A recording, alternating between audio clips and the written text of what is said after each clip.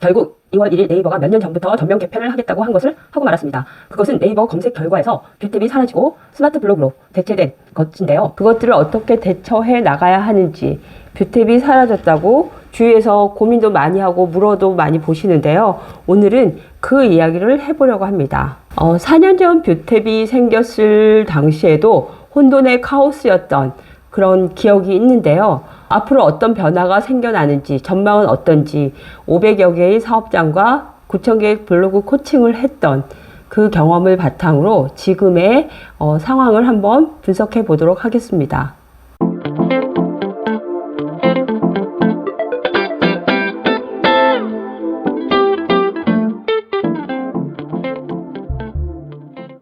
우선은 제가 운영하고 있는, 제가 관리해드리고 있는 사업장의 블로그를 보면 인기글 스마트 블록에서 그렇게 밀리지는 않는 현상이 보이고 있습니다.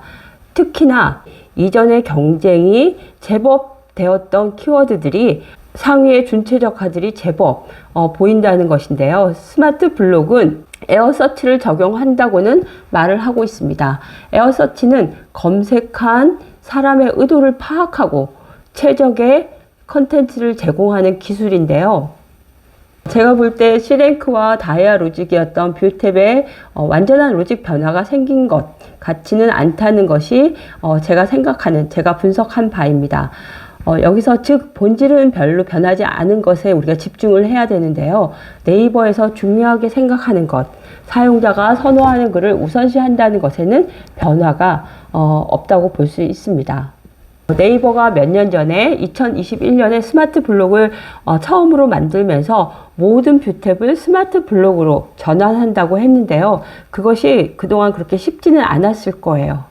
그래서 결국 몇 년이 흐른 후 지금 이렇게 대체가 된 것인데요. 그 대체를 하는 과정에서도 조금 더 변화가 많이 생길 거라고 생각해요.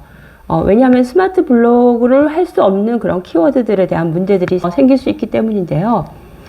그래서 지금 단계에서 뭐 이렇다 하고 말하기는 조금 어렵지만 글의 퀄리티가 더 중요하게 되었다는 것은 제가 볼 수 있는 그런 현상입니다. 그리고 이제 뷰탭이 인기글 스마트 블록이랑 블로그 탭과 카페 탭으로 변화가 생기면서 약간 우리가 탭을 보는데 이게 검색을 하는데 조금 혼동이 되는데요. 그래서 오늘은 인기글 스마트 블록 위주로 설명을 간단하게 해볼 것이고요.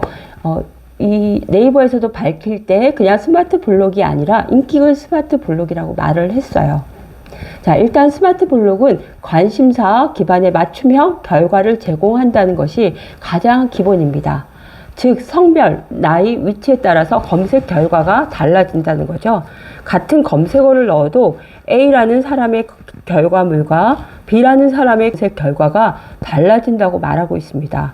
각 개인의 성별, 연령별, 취향에 맞춘 관심사 위주의 검색 결과를 보여주고 있는데요.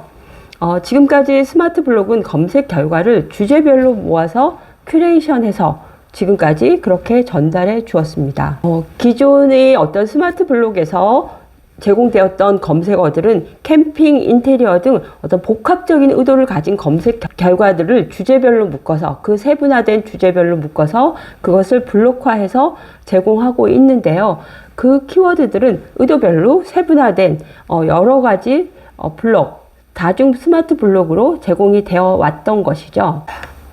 예를 들면 제가 캠핑 장비를 한번 검색을 해보겠습니다. 이렇게 캠핑 장비인데요. 캠핑 장비 하면 파워링크 광고 있고 네이버 쇼핑 있고 그 다음 캠핑 장비에 대한 인기 주제가 있습니다.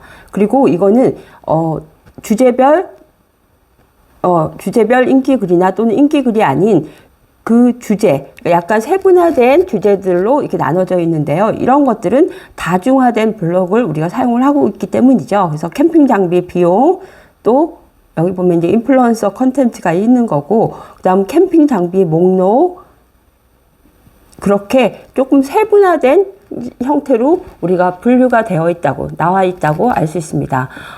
그런데 이번 2월 1일 변경된 것은 인기글 스마트 블록이라고 우리가 명칭을 정한다고 했어요. 그 이유는 무엇일까요? 세분화가 불가능한 검색어들, 또는 여러 검색어들이 조합돼서 문서량이 적은 그런 검색어들, 세부 키워드들인 경우에는 다중 블록화를 시킬 수가 없다는 그런 한계가 있습니다.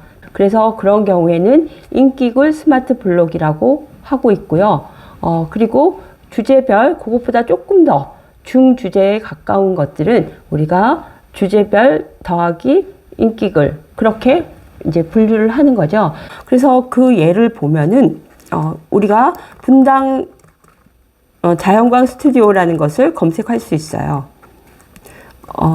그것을 찾는 분들이 검색을 할 경우에 이렇게 보면 파워링크 있고, 그 다음 네이버 쇼핑 있고, 자, 그럼 여기 보면 인기글이라고 나와 있습니다. 이거는 여러 개의 키워드들이 조합이 돼서 굉장히 세분화된 그런 키워드 검색어이기 때문에 더 이상 다중 블록화를 할 수 없기 때문에 이런 경우에는 인기글로 하겠다라고 말을 하는 거죠. 그 다음 블로그 탭에서 보면 블로그 탭도 나와 있습니다. 그러면 여기 보면은 조금 몇 가지 순위가 다른 것들은 보여요. 그런데 전체적으로 비슷하지만 약간 블로그 탭의 지수가 조금 더 높다는 걸 알 수 있고요.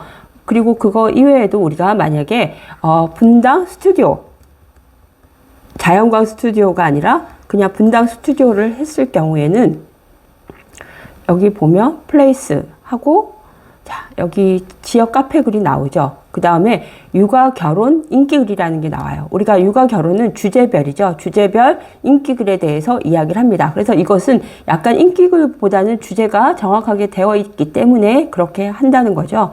다중 블록화까지는 불가능하지만 어느 정도 우리가 중 키워드인 경우에는 이렇게 주제별 더하기 인기글이 되고요.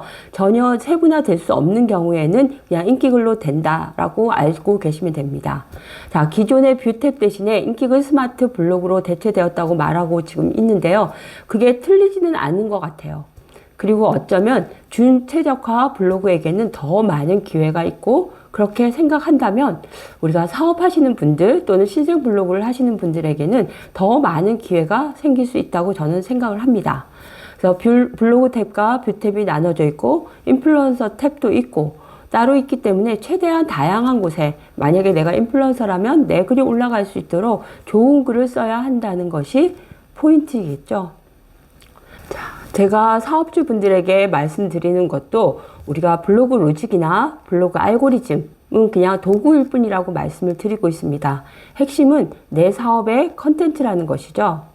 내 사업의 컨텐츠를 어떻게 타겟 고객에게 어필하도록 매력적으로 보이도록 하는 것이 중요한 것이고요. 그렇게 어떻게 글에 담을지를 생각하는 그런 시간이 점점 더 많이 필요해질 거라고 저는 생각합니다. 지금까지 2월 1일 변경된 우리가 인기글 스마트 블록에 대해서 봤는데요. 제가 볼 때 지금 상황은 조금 별로 그렇게 많이 변화가 이루어지진 않은 것 같고, 또 앞으로도 점점 더 많은 변화가 생길 거라고 생각합니다. 지금까지 민우아의 팔리는 블로그 마케팅 민우아였습니다.